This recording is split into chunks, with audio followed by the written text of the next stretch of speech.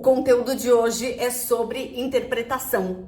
Interpretação de texto, interpretação da palavra, interpretação do significado que você quer dar para um discurso, para algo que você vai abordar. Se você ainda não me conhece, eu sou Eliana Schuff e eu sou comunicadora há quase 4 décadas. Eu trabalho em emissoras de rádio FM e a gente ali dentro da rádio tem não só que apresentar as músicas, que dar informações sobre as músicas, mas muitas vezes ler notícias, gravar comerciais ou gravar institucionais. O que é isso? Bom, busca aí nas minhas aulas, que com certeza você vai achar dentre elas esse conteúdo. Se você ainda não acompanha o meu canal, dá uma pausa nesse vídeo para 2 coisas. A primeira, vou pedir para você fazer a inscrição aqui para você ter vários conteúdos a respeito da comunicação verbal. O segundo é para você pegar lápis e papel. Vai lá. Voltou? Já deu a pausa, pegou lápis e papel, fez a inscrição do canal, senão não esquece, hein? No final do vídeo você faz. Vamos lá. Interpretação. Por que ela é importante? Porque é ela que vai fazer com que a sua mensagem chegue. E a interpretação está diretamente ligada à entonação, ao tom que você dá para cada palavra dita. E toda língua tem sua musicalidade e sua entonação. Então vamos começar falando sobre sílabas tônicas. Lembra daquelas aulinhas lá quando você era criança? Coloque, ou circule a sílaba tônica desta palavra. Então, café, a sílaba tônica é o fé. Você não fala, quero um café? Em inglês, a primeira é a tônica, coffee, coffee. Mas em português, café. Em francês, café. Também é a última. De qualquer forma, você precisa identificar. Quando uma palavra, ela é escrita da mesma maneira, mas o significado é completamente diferente. Por exemplo, gosto e gosto. Se eu falo para você, o gosto desta maçã está horrível, você vai escrever G-O-S-T-O. Você não vai acentuar. Como é que você sabe que é gosto?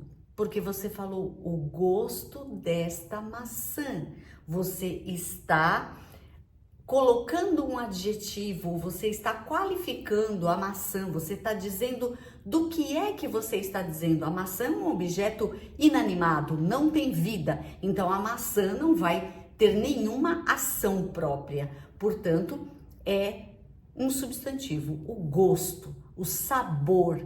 O gosto desta maçã está horrível. Mas se eu digo para você, eu gosto muito de café, como você sabe? Porque veio depois de um pronome, do eu. Eu gosto virou verbo. Então, na hora de escrever, também é G-O-S-T-O. Mas você vai falar gosto, porque é verbo. Então, veja, a palavra é escrita do mesmo jeito, mas falada de maneira diferente, dependendo do contexto. Isso é uma palavra homógrafa. Homo igual, grafia, escrita. Tem a mesma escrita, mas o significado e a pronúncia completamente diferentes. Quer ver uma outra? Colher. Se eu digo, coloque uma colher de chá de sal na água para o seu gargarejo. Colher. Você vai escrever C-O-L-H-E-R. Colher, uma colher de café de sal, ok? Mas e se eu disser, eu adoro colher flores? Você também vai escrever do mesmo jeito, C-O-L-H-E-R. E como você sabe que é colher? Porque ninguém colher flores, a gente colhe, do verbo colher, pegar, apanhar flores, correto? Então veja que colher e colher, gosto e gosto são palavras homógrafas, ou seja, escrevemos igualmente, mas na hora de falar a gente vai acentuar ou colocar a sílaba tônica de forma diferente, dependendo do significado da palavra, ok? No gosto e gosto, a tônica tá no O ou o fechado, gosto ou gosto. No colher ou colher, a tônica está no E fechado ou aberto. Veja que qual é a sílaba que você vai tonificar? Não muda. Muda se é aberta ou fechada. Mas a gente tem outras palavras que, dependendo da situação, você sabe que tem significado diferente e o acento já vai te ajudar. Por exemplo, a secretária está escrevendo a pauta da reunião. A secretária vai ter um acento agudo na palavra. Mas se eu digo, entregue o envelope na secretaria, é uma instituição, é um local, é um departamento. Não é uma pessoa. A secretária é uma pessoa, a secretaria é um departamento. Mas os dois são substantivos. O acento é que vai mudar. Agora, se eu digo Joana, secretaria, José, ela faz o serviço de secretária, ela tem a função de secretária, seria o verbo, eu estou usando o secretariar como verbo, ok? Então veja que isso muda em fábrica ou fabrica.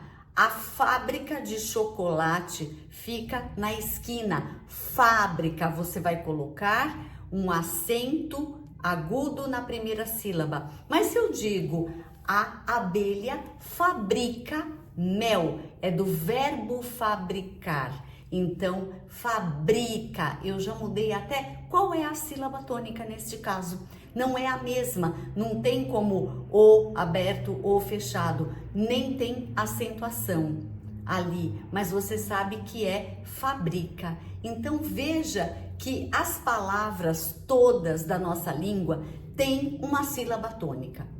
Como é que você vai dar uma boa interpretação? Você vai enfatizar a palavra sem mudar a sílaba tônica. Se eu digo a banda Green Day vai se apresentar dia 15 de novembro. Uma suposição. A apresentação do Green Day acontece dia 15 de novembro. A apresentação e não a apresentação do Green Day. Muitos locutores até de rádio ou profissionais cometem esse tipo de erro. Na hora que estão gravando ou na hora que querem colocar uma ênfase, erram a sílaba tônica. E isso faz com que perca a força da interpretação. Quem está ouvindo não vai saber dizer para você tecnicamente. Nossa, essa pessoa coloca sílabas tônicas em local errado. Fica estranho, eu não gosto muito da interpretação. A pessoa só vai dizer, eu não gosto dessa locução. E não vai nem saber explicar o porquê. E muitas vezes o porquê está exatamente na tonificação errada. Está exatamente e não está exatamente, percebe? Se eu faço isso, não está exatamente na sílaba errada, eu já tonifiquei errado, fica parecendo uma coisa meio caricata, fica forçado, porque a palavra correta é exatamente. Então você não pode dizer, olha, é exatamente, não, é exatamente isto que eu quero demonstrar para você. Quando você tonifica as palavras corretamente, a sua mensagem chega muito melhor. Será que você tonifica certo ou errado? Quer saber? Dá uma pausa aqui nesse vídeo e grava um áudio, como se você fosse mandar uma mensagem para alguém. Mas grava do seu jeito, não se preocupa muito, fala de uma maneira bem natural. De preferência, escolhe alguém com quem você tem intimidade para você ser o mais natural possível e aí sim você vai observar se você tem esse tipo de vício ou não. Se você tiver, você precisa corrigir, especialmente se você utiliza a palavra no seu trabalho. Se você é um professor ou professora, se você dá palestras, se você é coach ou se você trabalha no telemarketing, é muito importante que a tonificação das sílabas seja feita da forma correta. Você tem que colocar a força na sílaba mais forte, mas não por isso mudar a sílaba tônica daquela palavra, por exemplo, ok? Então, não é por exemplo, é por exemplo. Sempre assim. A tendência maior desse tipo de erro é acontecer em palavras que começam com vogal.